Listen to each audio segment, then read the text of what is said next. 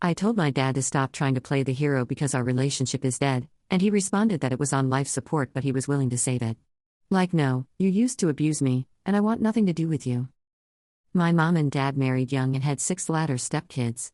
The longest gap in ages between us is 27 months. My dad found a job that paid well, but he would be home for 2 weeks every 3 months or so. When he was home, he'd show some interest in us, but most times he'd be sleeping or watching TV. One night when he was gone for work and we were with our aunt since my mom had to work, the whole neighborhood broke into our house and completely destroyed and stole everything. When my mom took the cops to our neighbor's house, she pointed out every house that helped and said what they took because she wouldn't be the only one in trouble. After that, we went to our aunt's and my mom called my dad, told him what happened and asked him repeatedly to come home. He chose to stay at work. After that night we didn't see him for about a year and a half. When he did show up, it would be in sporadic intervals from 10 months to 2 years apart and only for a few minutes at a time, but always when my mom wasn't around. When I turned 14, he started coming around more often and started spending an hour or 2 with us every couple months. He took a special interest in us living with him and would make a point to say it every time he saw us. At 15 I moved in and everything went downhill fast. He started mentally and verbally attacking my looks and my body. He'd talk about women often and how they should always submit no matter what. He would give me something only to take it back. He gave me an allowance but would be mad if I spent it. He got upset with me for not talking to him enough, but would give one-word responses when I tried to start a conversation. Then there was a situation where I found some pretty damning evidence of his mistreatment of my mom on his computer. I was a busy kid with little to no free time. I was in sports, after-school clubs, student council, theater and prom/homecoming committee. When homecoming came around I asked if I could go. He agreed and was reminded almost every week of when it was. The night of homecoming, when my date arrived to pick me up, he pulls me to the side and said I can't go because I had to help him pack and move out of our house. Completely blindsided because what? We did not discuss moving, and why would you wait until homecoming night to say something? We went back and forth for a little bit and I offered to come straight home afterwards instead of spending the night with my friends like I intended. He was annoyed but agreed. The dance was over at 9, I got home at 9:45.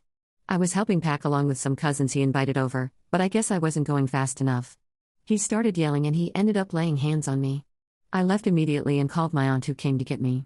He started flooding my phone with texts and calls saying how ungrateful I am, how I cost him so much money, how bad of a person I am, etc. I didn't respond to any of it.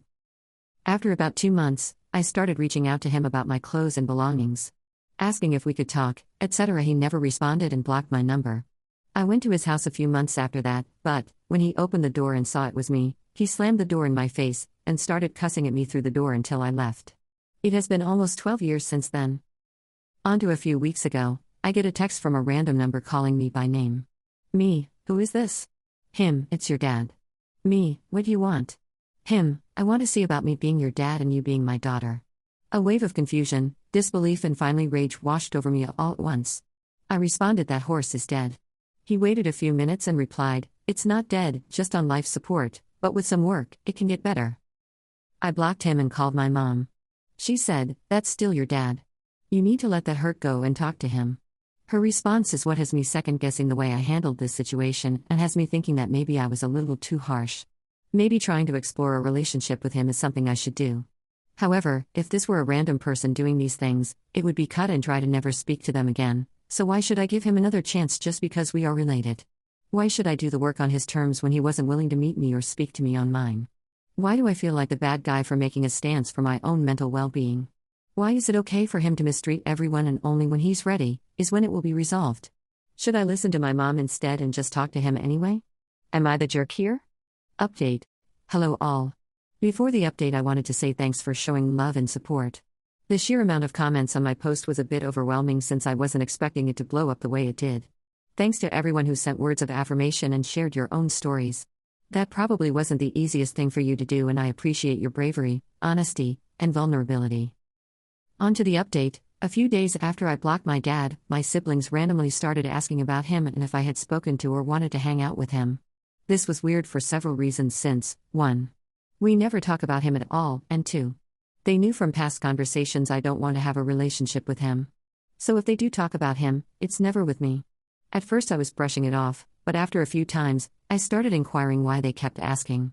They'd either changed the subject or made an excuse like, no reason, or I was just curious. About 3 weeks ago, I was talking to my older brother and he mentioned having to run an errand. I offered to go with him. He hesitated, changed the subject, and tried to leave. I asked what he was going to do since I had stuff to do also. That's when he said to fix a truck. He said he won't be long, so I asked whose truck he was going to go look at and if he needed my help again. That's when he finally said it was our dad's truck. Confused, I asked how long he'd been talking to our dad for him to feel comfortable to go help him fix his truck. Apparently this isn't new news. My brother has been seeing and helping our dad for years. From that conversation, I found out all of my siblings had been talking to and meeting up with our dad. They'd go to his house, dinners, shopping, shows, etc. Side note, no, I haven't told my siblings about the things I found on his computer, or about the things he said to me while I was living with him. I don't think that will do anything but cause more confusion or strife. If they choose to be around him and he is being a dad to them, then great for them. Anyway, after I blocked him, I guess he asked them to ask me why I wouldn't speak with him. I was kind of upset with them because none of them had the decency to just be honest with me about their intentions and why they kept bringing it up, but I was more upset with our dad because why aren't you respecting my answer? I started to be a bit distant from my siblings because of this, and my oldest sister noticed. She came to me about a week ago and asked if I wanted to join them for a family dinner. I said no thanks, so she left it alone. A few days later, she asked again. My answer hadn't changed, so she said I should just try it. She assured me she'd sit beside me or in between us if my only option was to sit by our dad. She said I didn't have to talk to him if I didn't want to and could just talk to her, but she wanted me to be there too. Maybe because I wanted answers from him. Maybe to get her to leave me alone about it. Maybe just to see what I would feel like being around him after all this time. Maybe it was none of these, or all of them at once. I think I was just over the whole thing, so I agreed to go. And oh boy, did it go. So 2 nights ago we all met up at a restaurant. When I pulled up, my dad was waiting outside the building. I sat in the car until the rest of my siblings got there and we all walked up together. When our dad saw me, he went to hug me, but I walked past him. He moved to the front of me as we were walking so he could hold the door open for me. I just gave an awkward side eye and walked in the door. When we were seated, I sat at the furthest end of the table away from him, and my sister sat beside me like she said she would. She touched my hand under the table and whispered, "Just breathe," to me. I hadn't realized how tense I was until she said that because I could physically feel my body relax, then get really hot after I exhaled. At first, my dad tried to talk to me and ask questions about life, but I only gave 1 or 2 word responses or a head nod. Eventually, he started talking to the rest of my siblings.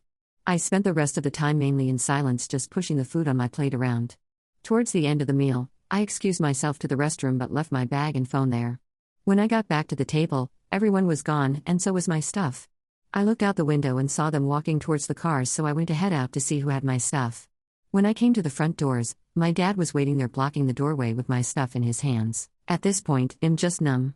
I cried all the tears I could. I've screamed all the screams, grieved the childhood I'll never have in the future I can't see him in. Grieved all the memories only I have to share with myself. Like being the youngest MVP as a freshman on a team of seniors who went to states and won 3rd place. Like how I broke the school record 3 years in a row, or how whenever I was on stage during a play, I saw everyone's parent but my own. How I walked myself out on senior recognition night and waved to a crowd full of strangers alone. How I never got to go to a daddy/daughter anything, or how I could never call him up to talk about my day or boy trouble. How he won't be the one walking me down the aisle, or be a part of my children's life if or when I have them. This night solidified to me the hunger I had for him to show that he actually wanted me was gone. The anticipation of him saying, "Baby, I messed up, how can we fix it together?" That never came. At the end of the day, he was still him. A smooth talker who only wants what he wants and nothing more. I've checked out with him and I don't think I'll be opening up this door again. Sorry this isn't the rainbows and sunshine ending some of you were expecting, but life doesn't always go to plan. I will continue to work on me and trying my best to be the example my mother set for me to forgive. However, I guess that brings me to the only question that's left unanswered. Can I truly and deeply forgive him and never want to see him again? At this point, I just feel indifference towards him. Commenter: your sister hung you out to dry, letting him hold your things hostage to force you to talk to him. All 4 wheels, right under the bus is where she threw you. I go NC with all of them.